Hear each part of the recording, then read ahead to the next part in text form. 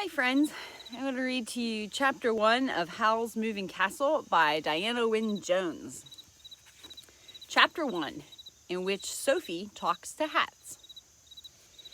In the land of Ingery, where such things as 7-league boots and cloaks of invisibility really exist, it is quite a misfortune to be born the eldest of 3.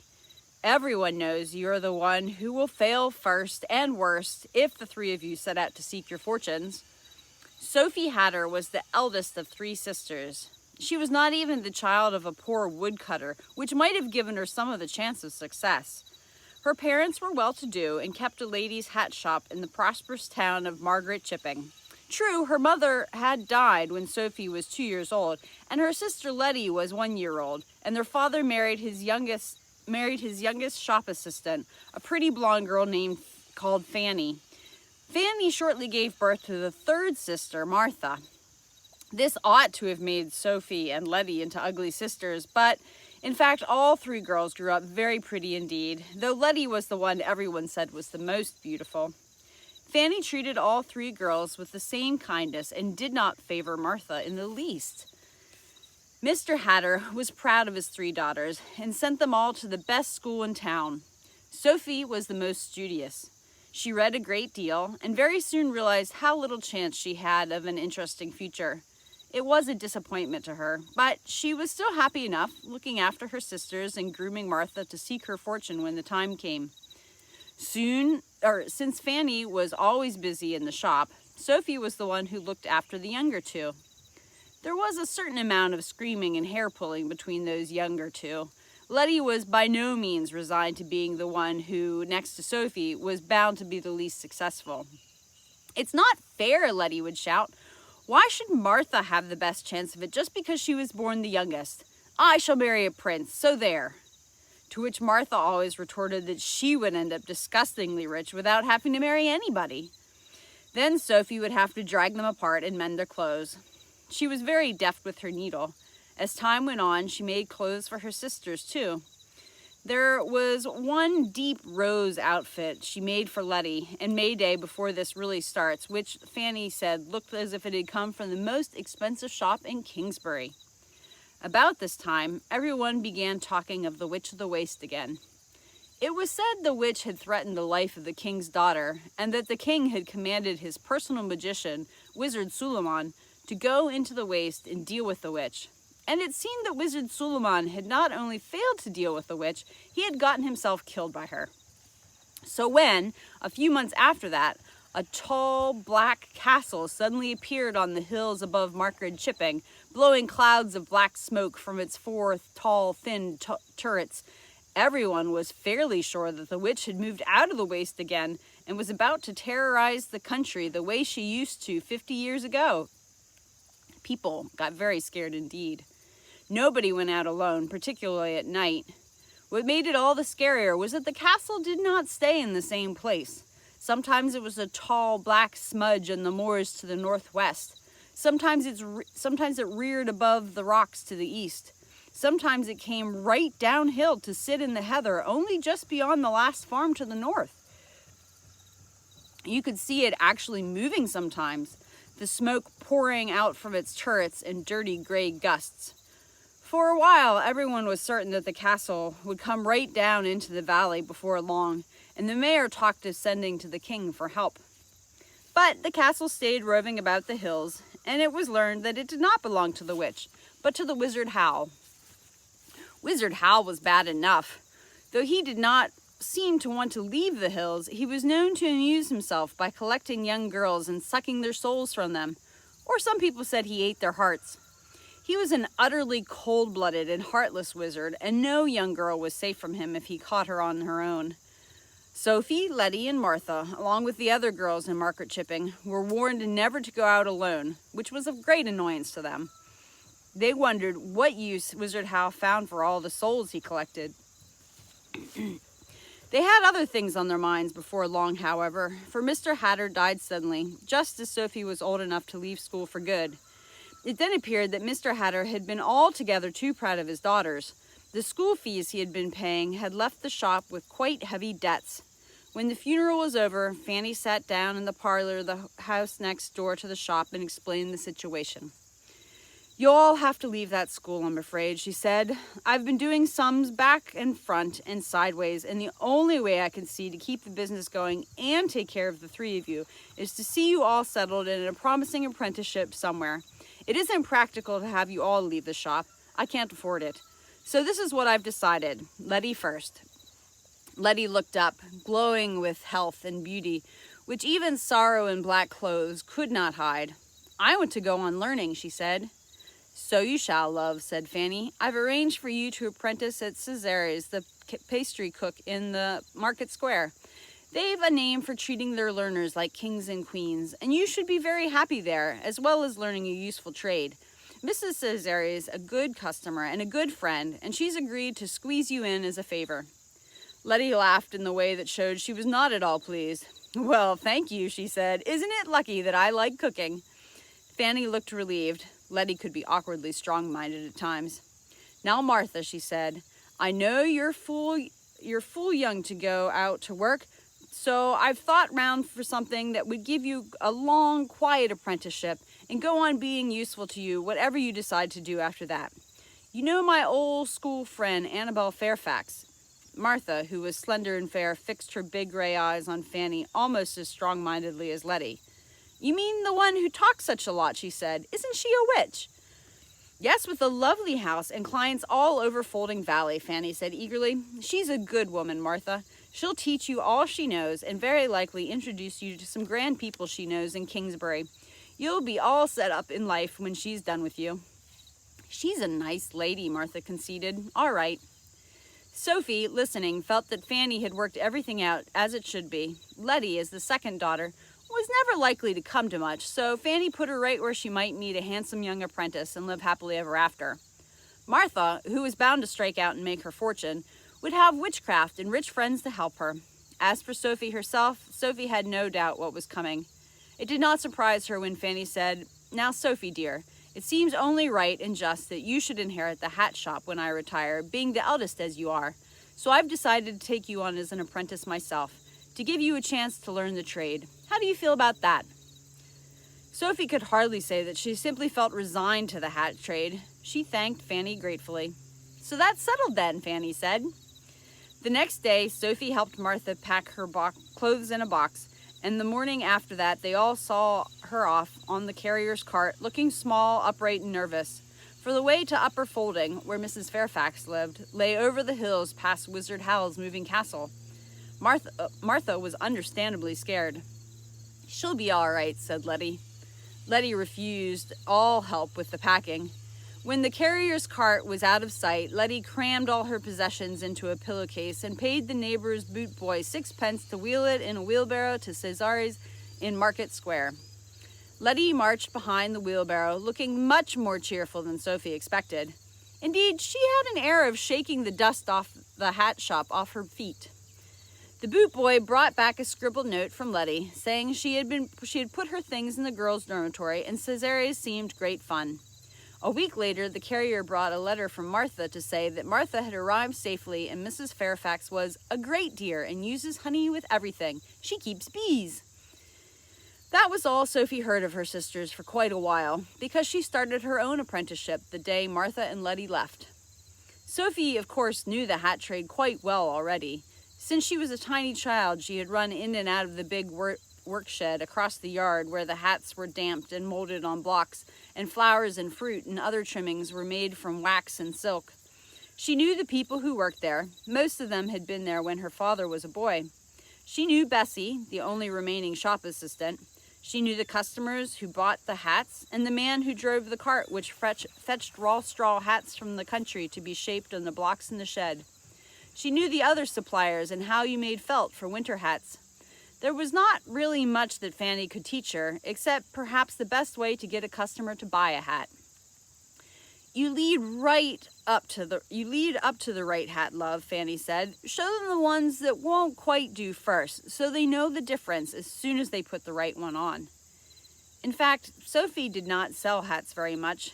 After a day or so of observing in the work shed, and another day going around the clothier and the silk merchants with Fanny, Fanny set her to trimming hats. Sophie sat in a small alcove at the back of the shop, sewing roses to bonnets and veiling to velours, lining all of them with silk and arranging wax fruit and ribbons stylishly on the outsides. She was good at it. She quite liked doing it, but she felt isolated and a little dull. The workshop people were too old to be much fun, and besides, they treated her as someone apart who was going to inherit the business someday. Bessie treated her the same way. Bessie's only talk, anyway, was about the farmer she was going to marry the week after May Day. Sophie rather envied Fanny, who could bustle off to bargain with the silk merchant whenever she wanted. The most interesting thing was the talk from the customers. Nobody can buy a hat without gossiping.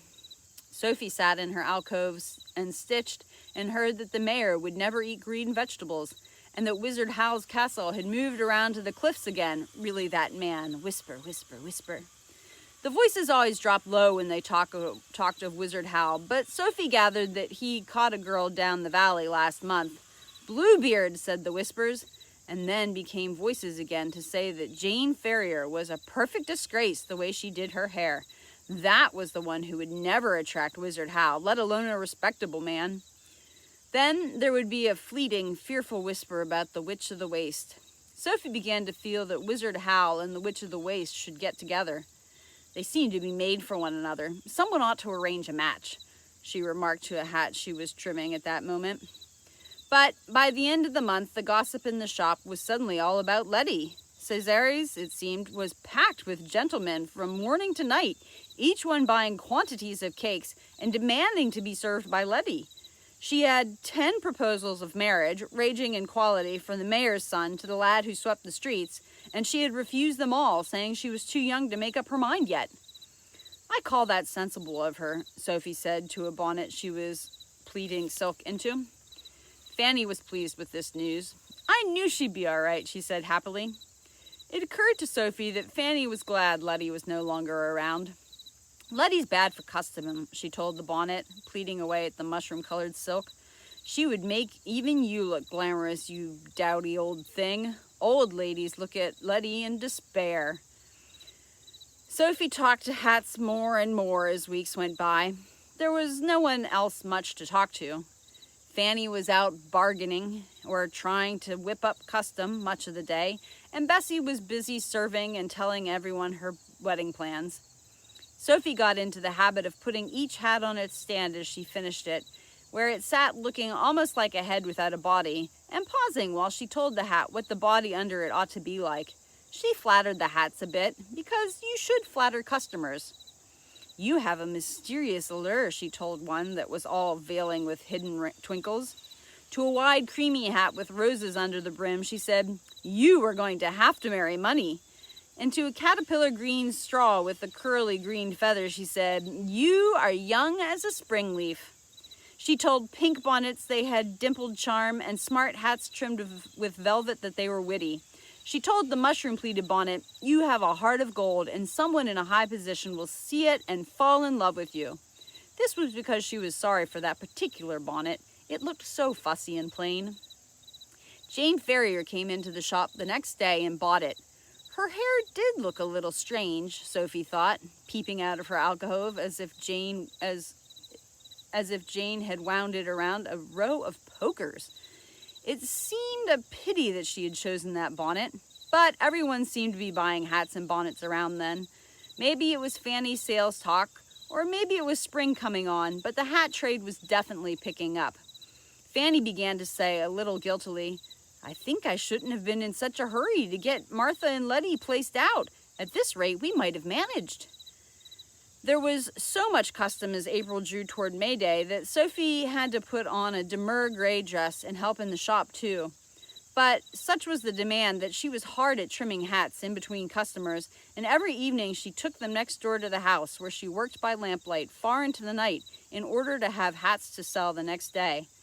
Caterpillar green hats like the one the mayor's wife had were much called for, and so were pink bonnets. Then, the week before May Day, someone came in and asked for one with mushroom pleats, just like the one Jane Ferrier had been wearing when she ran off with the Count of Cataract. That night, as she sewed, Sophie admitted to herself that her life was rather dull. Instead of talking to the hats, she tried each one on as she finished it and looked in the mirror. This was a mistake. The staid gray dress did not suit Sophie, particularly when her eyes were red-rimmed with sewing, and since her hair was a reddish straw color, neither did caterpillar green nor pink. The one with the mushroom pleats simply made her look dreary.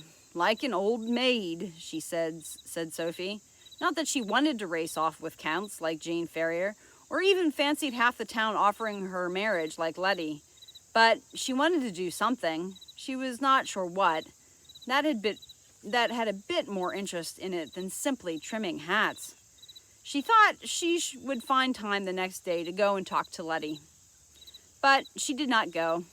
Either she could not find the time or she could not find the energy, or it seemed a great distance to Market Square, or she remembered that on her own she was in danger from Wizard Howl. Anyway, every day it seemed more difficult to go and see her sister. It was very odd. Sophie had always thought she was nearly as strong-minded as Letty. Now she was finding that there were some things she could only do when there were no excuses left. "This is absurd," Sophie said. "Market Square is only 2 streets away. If I run," and she swore to herself she would go round to Cesare's when the hat shop was closed for May Day. Meanwhile, a new piece of gossip came into the shop. The king had quarreled with his own brother, Prince Justin, it was said, and the prince had gone into exile. Nobody quite knew the reason for the quarrel, but the prince had actually come through market chipping in disguise a couple of months back, and nobody had known. The Count of Cataract had been sent by the king to look for the prince when he happened to meet Jane Ferrier instead. Sophie listened and felt sad.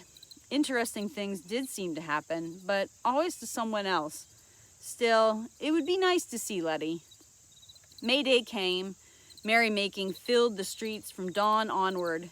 Fanny went out early, but Sophie had a couple of hats to finish first. Sophie sang as she worked. After all, Letty was working too. Cesare's was open till midnight on holidays. "I shall buy one of their cream cakes, Sophie decided. "I haven't had one for ages."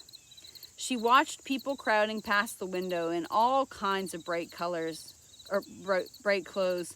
People selling souvenirs, people walking on stilts, and felt really excited. But when she at last put a gray shawl over her gray dress and went out to the street, Sophie did not feel excited. She felt overwhelmed. There were too many people rushing past, laughing and shouting, far too much noise and jostling. Sophie felt as if the past months of sitting and sewing had turned her into an old woman or a semi-invalid. She gathered her shawl round her and crept along close to the houses, trying to avoid being trodden on by people's best shoes or being jabbed by elbows in trailing silk sleeves. When there came a sudden volley of bangs from overhead somewhere, Sophie thought she was going to faint. She looked up and saw Wizard Howl's castle right down on the hillside above the town, so near it seemed to be sitting on the chimneys. Blue flames were shooting out of all 4 of the castle's turrets, bringing balls of blue fire with them that exploded high in the sky quite horrendously. Wizard Howl seemed to be offended by May Day, or maybe he was trying to join in his own fashion. Sophie was too terrified to care. She would have gone home, except that she was halfway to Cesare's by then, so she ran. "What made me think I wanted life to be interesting?" she asked as she ran. "I'd be far too scared. It comes of being the eldest of 3. When she reached Market Square, it was worse, if possible. Most of the inns were in the square. Crowds of young men swaggered beerily to and fro, trailing cloaks and long sleeves and stamping buckled boots that they would never have dreamed of wearing on a working day, calling loud remarks and accosting girls. The girls strolled in fine pairs, ready to be accosted. It was perfectly normal for a May Day, but Sophie was scared of that too.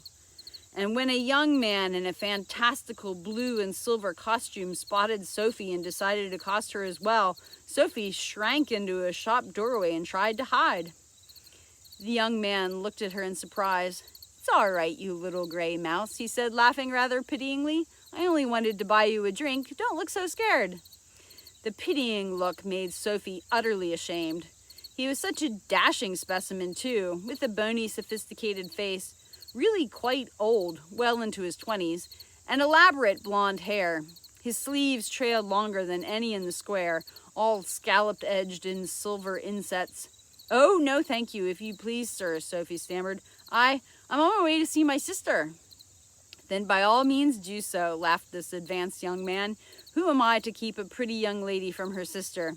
Would you like me to go with you, since you seem so scared?" He meant it kindly, which made Sophie more ashamed than ever. No, thank you, sir," she gasped, and fled away from him. He wore perfume, too. The smell of hyacinths followed her as she ran. What a courtly person, Sophie thought, as she pushed her way between the little tables outside Cesari's. The tables were packed. Inside was packed and as noisy as the square. Sophie located Letty among the line of assistants at the counter because the group of evident farmers' sons leaning their elbows on it to shout remarks to her. Letty, prettier than ever, and perhaps a little thinner, was putting cakes into bags as fast as she could go, catching each bag with a little deft twist and looking back under her own elbow with a smile and an answer for each bag she twisted. There was a great deal of laughter.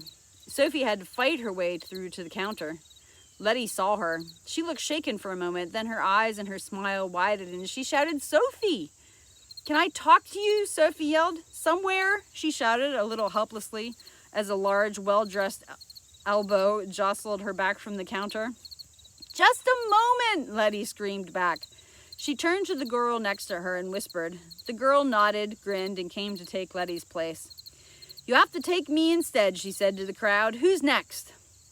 "But I want to talk to you, Letty," one of the farmer's sons yelled. "Talk to Carrie," Letty said. "I want to talk to my sister." Nobody really seemed to mind. They jostled Sophie along to the end of the counter, where Letty held up a flap and beckoned, and told her not to keep Letty all day. When Sophie had edged through the flap, Letty seized her wrist and dragged her into the back of the shop to a room surrounded by rack upon wooden rack, each one filled with rows of cakes. Letty pulled forward 2 stools. "Sit down," she said. She looked in the nearest rack in an absent-minded way and handed Sophie a cream cake out of it. "You may need this," she said. Sophie sank onto the stool, breathing in the rich smell of cake and feeling a little tearful. "Oh, Letty," she said, "I'm so glad to see you." "Yes, I'm glad you're sitting down," said Letty. "You see, I'm not Letty, I'm Martha."